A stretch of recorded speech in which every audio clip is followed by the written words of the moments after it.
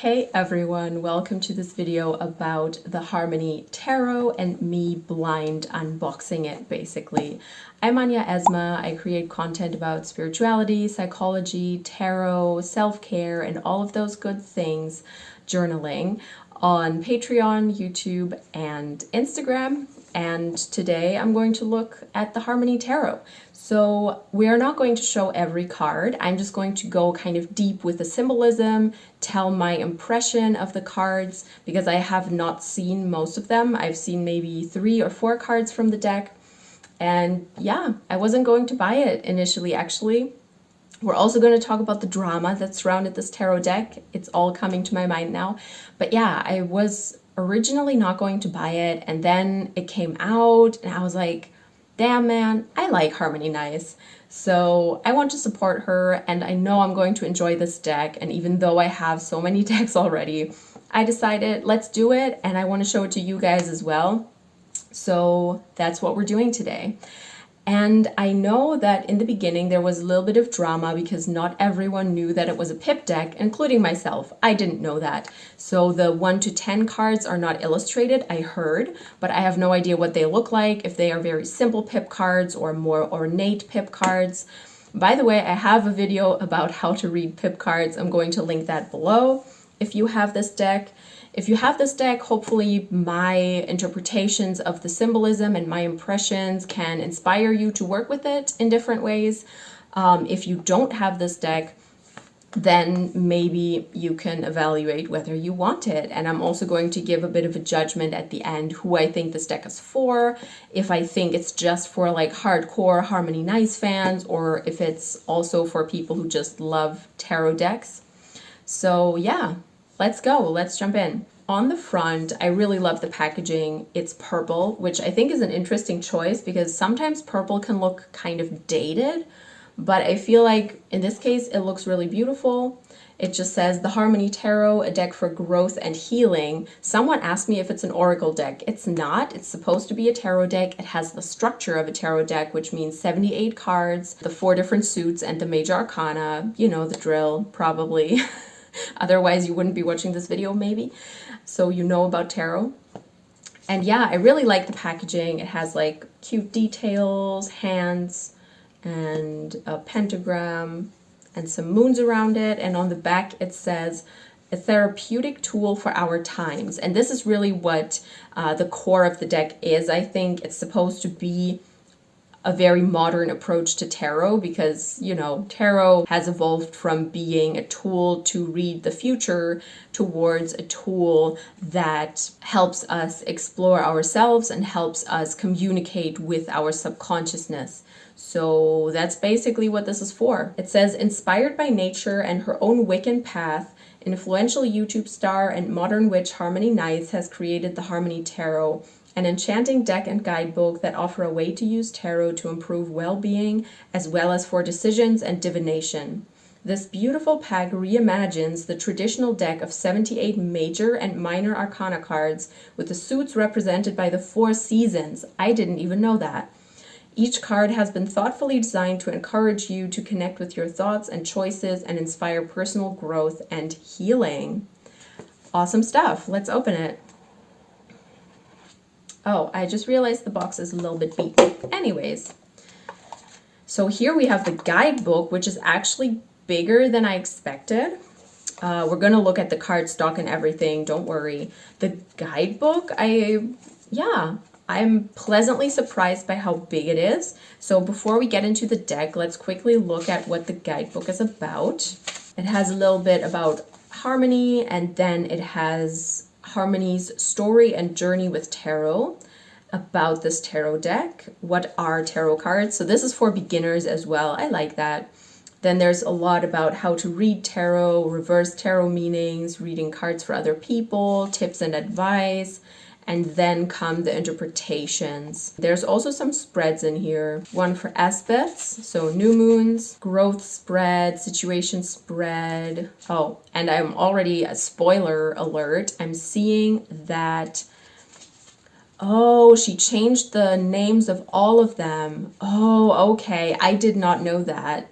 Oh, that's going to be interesting because I think the names of the major arcana None of them are the actual names, you know, the Fool, the Magician, High Priestess, Empress, Emperor, and so on. I think these are all changed. So we're gonna have to, that's interesting. I like that actually because it makes you think about tarot in a different way. So the guidebook I really like. Let's go through the suits real quick from the Minor Arcana. We have the Spring suit, creativity, personal interests, action, adventure. That sounds like the Wands. Then we have the Summer suit, romance, physical love, relationships, friendships, connections. That sounds like water, the Cups. Then we have the Autumn suit, thoughts, values, spirituality, mental health. I suppose that is the Sword suit, so the element of air for autumn. And then winter, we have work, finances, security, physical health. So that's the Pentacles, that's earth element. Now I'm going to go through the struggle of opening this. I was watching an unboxing by Kellyanne Maddox, and she always struggles with this. And I was like, ha, I'll be smart because I already cut the plastic around this box, but I didn't cut the plastic around this. So turns out I'm not that smart after all. I think there's at least 2 people watching who really want me to use these teeth in order to open it, but I'm not going to do that. Oh, Jesus, I did it. Okay. Okay, the card backs look like this. First thing I will do, because I know everyone wants that, is the cardstock. It's okay, I would say. It's not super thin, but it's also not the thickest. I think these will be, you know, those kinds of decks where they are very comfortable to shuffle because they are flexible enough and you're not gonna be scared of breaking them, because I feel like when the cardstock is too much, sometimes I'm like, oh, I can't really shuffle this deck. I have to be really careful. So I feel like this is going to be a deck that is like a use deck that in 10 years is going to look really beaten up, and I like that, you know. I like when a tarot deck looks used, and I think over time, because these cards are so comfortably flexible, over time it will probably look nice and used. I don't mean that in a bad way, I just mean that I like that feeling of having used it anyways. So let's go through these. I'm just, as I said, not going to go through every card, and I'm just going to do cutaways of the ones that I like the most and kind of go through the imagery just like I did with other unboxings that I did, like the Wild Unknown, the Epic Tarot, stuff like that. If you want to see those, by the way, I will link some of them below as well. Okay, let's get started. I'm already kind of overwhelmed with how different this is from a traditional tarot deck. Oh, anyways, I'm not going to jump ahead. I already saw the pip cards and I was like, oh, I didn't expect that. Anyways, let's start here with the goldfinch. So the goldfinch, that is just basically the Fool. Interestingly, it's a bird in this case, and it has a third eye, which I find an interesting choice because usually, you know, the Fool is kind of clueless, wandering around, full of ideas, but doing irrational things maybe. That's kind of what the Fool card is about. And I feel like with this third eye, we have this insight and wisdom in this bird that doesn't really give me a Fool vibe.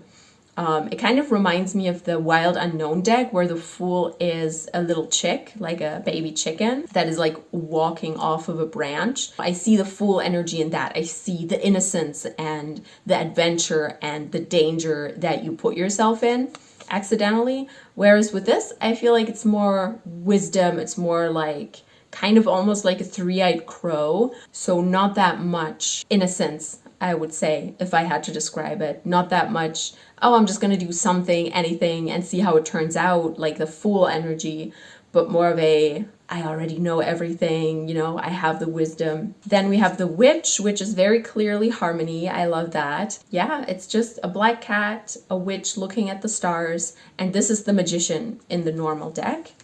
Then we would have the High Priestess, but instead we have Forget-Me-Not. Then we have the Empress, which is Digitalis. Interesting, there's a scale down here. So already I feel like there's a huge difference between this. So I'm just going to stop comparing them actually to the Major Arcana cards, because I feel like trying to see the commonalities is just going to be tedious. So I'm just going to interpret these cards as they are. So what I like is the scale in the earth, because I feel like it shows not only that the roots are connected to the earth, but also that there is a certain balance derived from the grounding and from the earth connection that we can have. And additionally, we have a butterfly and we have a moth. A butterfly, of course, is associated with evolution. It's associated with change, transforming from a caterpillar into a butterfly, realizing yourself, realizing your purpose, if you will. And then the moth is a symbol of spiritual wisdom a lot of the time. If you see moths, you know, they fly in the darkness. They are able to navigate with the light of the moon. So they use the light of the moon in order to navigate themselves. So they are a huge symbol of spirituality and of us also maybe using the moon or the stars or some light in the universe to be guided by. So I think those are very strong images, two very strong images. The lupin, I don't know enough about plants in order to say what they actually mean, so I'm not going to say that much about this one. Then we have the divine, where we have a woman at the bottom kind of spreading out blossoms and a tree coming in from the top. So if you read it reversed, it looks like this, which I find interesting as well. It's an interesting symbol because having a tree in the sky sort of implies a lack of roots, or being rooted in the sky, being rooted in what represents divinity to us. Kind of like when was I talking about this? I think in my Two of Swords interpretation video, I was talking about how the sky and the universe and the stars kind of represent something like our higher selves. And the tree in this case is rooted in that. It's rooted in that knowledge, in that symbolism of the sky that traditionally stands for something higher, something divine. Then we have the lovers, very interesting. They are covering each other's faces with flowers. What do you think of that? Do you like this card? Do you like this lovers card? I think it's cute that they are covering each other's faces with flowers because it kind of implies this innocence or love or something like that. Then we have the lighthouse, very interesting because the 7 usually would be the chariot. And the chariot, yes, it is about course correcting. It is about finding your course and going with it full on and full energy. That is like the chariot energy of the 7th card of the Major Arcana. But as I'm going through these, I really have the feeling that it's more of an oracle type of Major Arcana deck. Because if I draw the lighthouse, I'm not going to be able to say, oh, this is the chariot. You know what I mean? With other decks, you at least have the number on it. Like if it would say 7, I could say, oh, this is her version of the chariot. But in this case, if I draw it, I'm like, oh, it's the lighthouse. I can't really connect it back naturally, which isn't a bad thing, but I think it makes it less of a tarot deck and more of an oracle deck in some respects, which is interesting. I'm going to have to think deeper about how the Major Arcana relates to each other. Anyways, so here we have the lighthouse and a little person stuck in a boat. So it's an interesting one. It's definitely about course correction. It's definitely about finding a guiding light that can help you repurpose or rethink how you are going to move forward, especially in a storm like here. So it's kind of almost like a tower card. It reminds me of the tower a little bit in the sense that the tower is also about course correcting. The tower is about if you're going to let this energy store up, it's going to just go wrong, you know?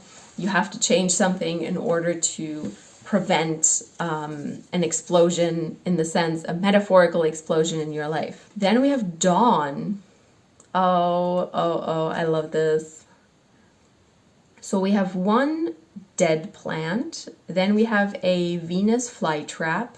Do you call that in English like that? Venus flytrap. In German we say Venus flytrap. That's my mother tongue, just in case you didn't know. So English is I sometimes don't know words. Anyways, and then we have a window that I suppose is not broken. This is like a spider net, and there are flies lying there. And there's scissors with a little thread. Oh my gosh, this card, so full of imagery, so let's dive into it.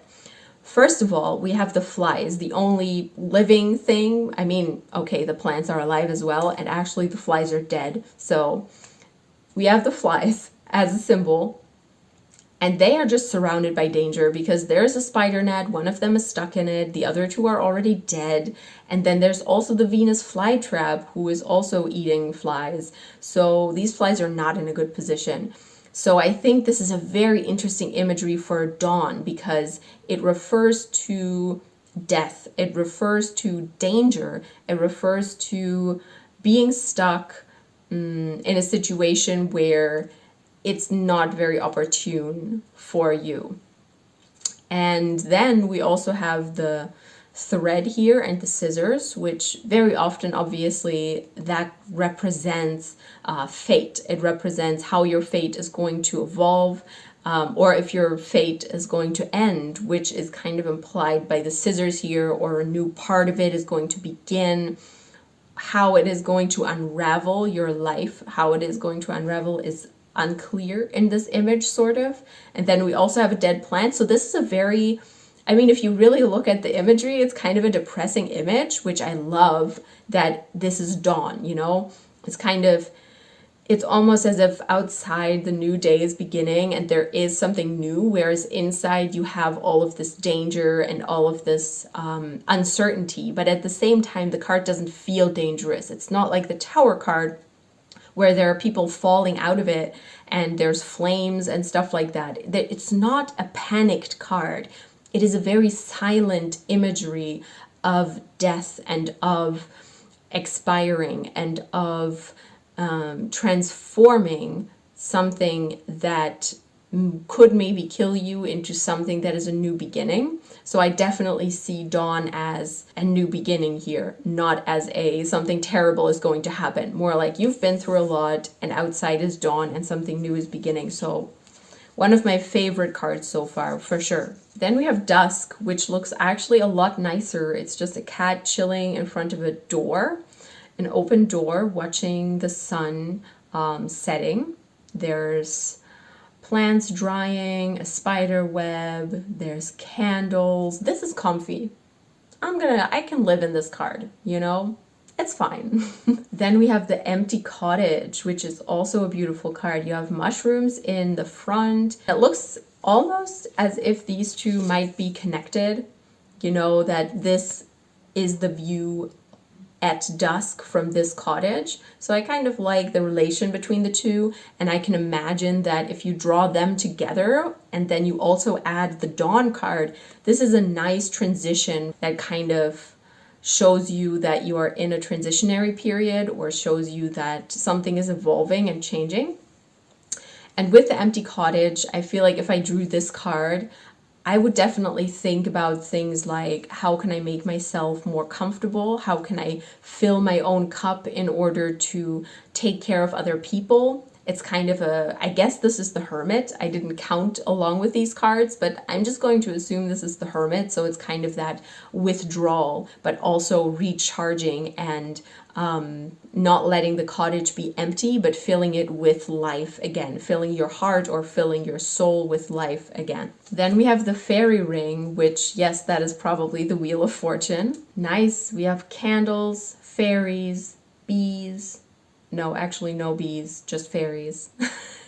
A letter, mushrooms, the scissors, a bird. Yeah, so I feel like this card kind of rounds out everything from the previous cards. Like a lot of the symbols, like the thread, they pop back up in this card. So it's kind of a representation of the first 10 cards that we saw. I feel like the fairies are kind of accumulating things. They are like taking care of this spot and making it a magical spot. And I think if I drew this card, I would think about how can I create a similar magic, a similar circle of meaning that kind of has things that mean something to me around it, and how can I work with that? So it's kind of like a ritual inspiration. That's kind of how I see this card. Then we have the ghost. How cute is that? So that's card number 11, which is usually justice in tarot. I feel like this definitely relates to ancestors. If I drew this card, I would think about the dead. I would think about ancestors. It kind of looks like the ghost is watching over the person. Then we have the cliff, and we have a clock that immediately strikes my eye. I love that the people in these cards all have tattoos. I mean, they all kind of look like harmony, so I feel like harmony is just everything in this tarot deck. Maybe I'm wrong, we'll see. But yeah, the cliff kind of, that makes me think more of the Fool card and the meaning of the Fool card than the goldfinch in the beginning, because as we all know, maybe the Fool is on a cliff, but this person doesn't look like she's walking off it. She's just looking out. So this is kind of like a surveying card. Survey what is around you, understand what is coming for you, see what is in the future, and take your time to reflect, something like that. Then we have Grace, and once again the face is covered by flowers. I think that's very creative. She doesn't look like Harmony, so already my point has been disproven that everyone is Harmony. So this is the Hanged Man, the correlation to the Hanged Man. And we have someone balancing on a wall that is between darkness and light. It's a beautiful one. The Crow, interesting, with a compass and a letter as well. The Well. I like the vibe of all of these cards. The art is very soft. I forgot who the artist is. Design and illustrations by Laura Shelley.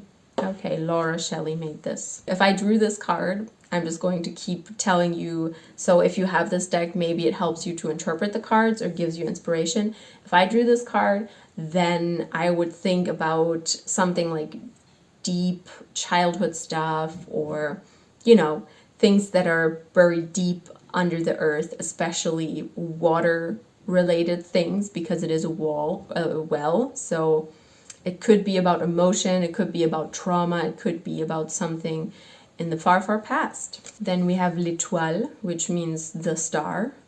Interesting that she chose the French title for this. Oh my, do I have to cover this for YouTube? I think YouTube isn't going to recognize this, right? Oh, I hope. So we have a naked woman, but it looks kind of scary because there are black arms reaching for her. So she almost looks like she's not going to make it out of that. So she's completely submerged. Usually in the star you have 1 foot in the water and 1 foot on the earth, not submerged like this. So I'm a little bit worried about her. So I feel like the stars are being reflected in the water, and in order to be as close to the stars as she can, she went into the water. But that's a little bit problematic because the water isn't the actual stars, so you are kind of going into an illusion to be close to something. I feel like I'm going into high level strange abstract Anya thoughts here, but do you know what I mean? So this card is a bit scary to me. Let me know what you think. Then we have Le Soleil, which of course is the sun. I like that actually. That is just the sun with a face, you know? No baby riding a horse like in the normal tarot sun. I like it. Then we have La Lune, the moon, of course.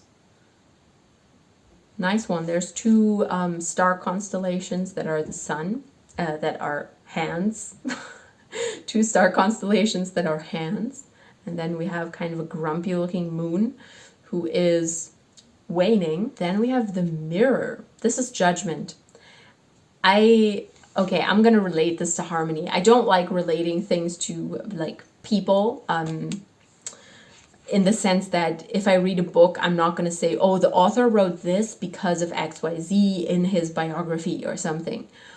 But with this, I do want to say, I think with the judgment card, I know that she has struggled in the past with judging herself, judging her looks, judging how she represents to the world, and kind of disassociating from that. So I feel like this being a broken mirror is a meaningful way of showing that breaking the mirror, breaking that self-observation also breaks the judgment that you have for yourself or possibly even for others. But because it's a mirror, it's mostly about breaking those judgments that you have for yourself every day. And then lastly, we have the orchard for the world card.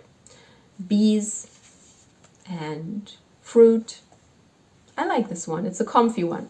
It's kind of all-encompassing, and it shows Harmony's love for nature once more. Now let's talk about the pip cards, which caused some drama because people didn't know that this was a pip deck. Now I understand, because this is what they look like. So spring, that's wands. So we have a, what do you call this in English? Bellflower? Or is it a lily of the valley? No, it's a bellflower. So we just have these.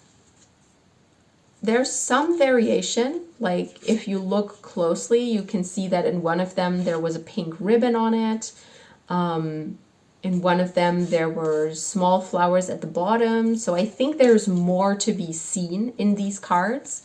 As I said, I have a video as well about reading pip cards, so maybe you want to look at that if you are struggling with this deck. And then let's just quickly look through the court cards. Page of Spring, once again covering their face with the flowers. Then we have Knight of Spring. I like this. That the sword is kind of overgrown by flowers. Then we have Queen of Spring. I feel like this is one of the images they showed a lot because it looks a lot like Harmony. And then we have King of Spring, and they are both wearing flower crowns. Why can't I say crowns? Then for the summer cards, which, oh, that was the Cups suit, we have anemones, I guess. So here we have a key next to the anemone. Here we have nothing. Here we have a petal falling off. I feel like these pips are going to be good to read with because you know why? You can really interpret what happens even if you feel like, oh, they all look the same. It's not true. You can look at how many blossoms do they have, how many leaves, how many new closed blossoms they have.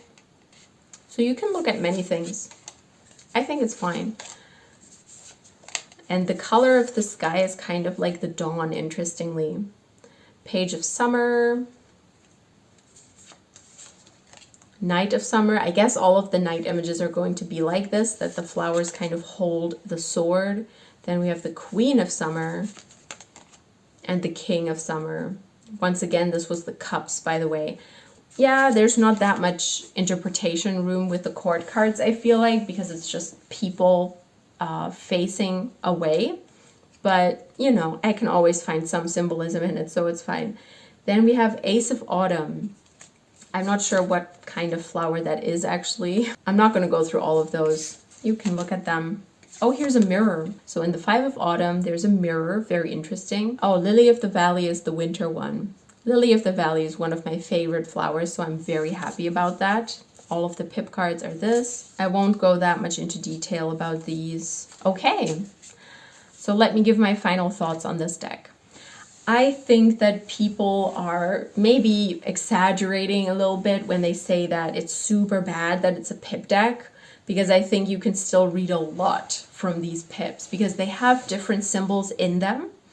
They are not just the tools or not just the flowers. For me personally, in my pip card reading video, I use pip cards that are a lot more simplistic than this. And even from those, you can use your intuition. You can just use what spontaneously comes to your mind. That's what I like about pip cards. So I think it's not a big deal that it's a pip deck. What is going to be an interesting part is that I can't really trace the Major Arcana back to the original Major Arcana in a lot of cases. So when I read with this deck, I will have to kind of throw that overboard and just see the cards in their own light and in their own right, which I think is kind of cool. I think it's not just for Harmony fans. I wouldn't say it's a fan service deck or anything like that. It's definitely a deck that gives off the vibe that Harmony gives off, which is this kind of slow, healing, growth vibe, if I had to describe it in 3 strange words. And that's what I like about her and her channel. It's not even that it's the most groundbreaking deck ever with the most insightful new imagery. It's more a peaceful deck that will, I think, support many people in their growth and in their self-reflection. So I think that's beautiful about it. Now, do I recommend the deck? For the price, for the quality, for the illustrations, for the guidebook, which is quite thick, I would say yes. I would not say it's a beginner deck if you want to read tarot. If you just want to read cards and want to get into the practice of reading cards for self-growth, for healing, and for self-empowerment, then I would say in this case, yes, it can be a good deck to start with.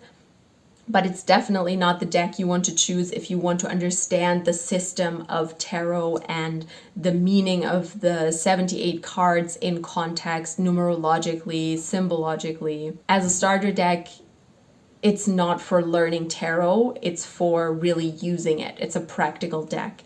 It's not a study deck. So yeah, I'm definitely going to have a lot of fun with this deck. I'm going to post more on Instagram about it and see how I work with it, see how I feel about it. I'm always looking down here because the deck is there. That's like bad YouTuber etiquette, but I'm still doing it. I really like the autumn cards. I like this plant, but I forgot what it is. Anyways, that's it. I hope that I've answered your questions. It's not just for Harmony fans. It's for anyone who wants self-growth and healing. It's not for people who are looking to study tarot in its traditional sense and using tarot in its traditional sense. I think for me personally, I will get a lot from it because I have the knowledge about tarot and can kind of take it with me into this, compare, reflect, and go very deep with the imagery in these cards. If you want me to talk more about the imagery, because I feel like I kind of glossed over a lot of the cards, let me know. If you have trouble reading this deck, let me know. Maybe I can be of help. I hope that you enjoyed this review. I have a Patreon as well where I talk a lot about tarot and self-growth and journaling. So I'm going to link that below. I'm also going to link my review of Harmony's book below. And I hope that you liked and enjoyed this unboxing completely blind. I usually don't do that. I will tell you one more thing. I mean, I had like bad moments in my week. Everyone has bad moments. And whenever I saw this deck, I was like, oh man, I'm really looking forward to this. I really want to unbox this. And it was good that I held myself back from ripping it open and looking at it immediately. It was really good to just wait to do it with you guys and reflect on it and everything. So yeah, that was fun. I still keep looking at it. Bad YouTuber etiquette. Anyways, thank you so much for watching. I hope you enjoyed it. Let me know if you have the deck, if you're going to buy it, if you're not going to buy it. And I will see you all very, very soon.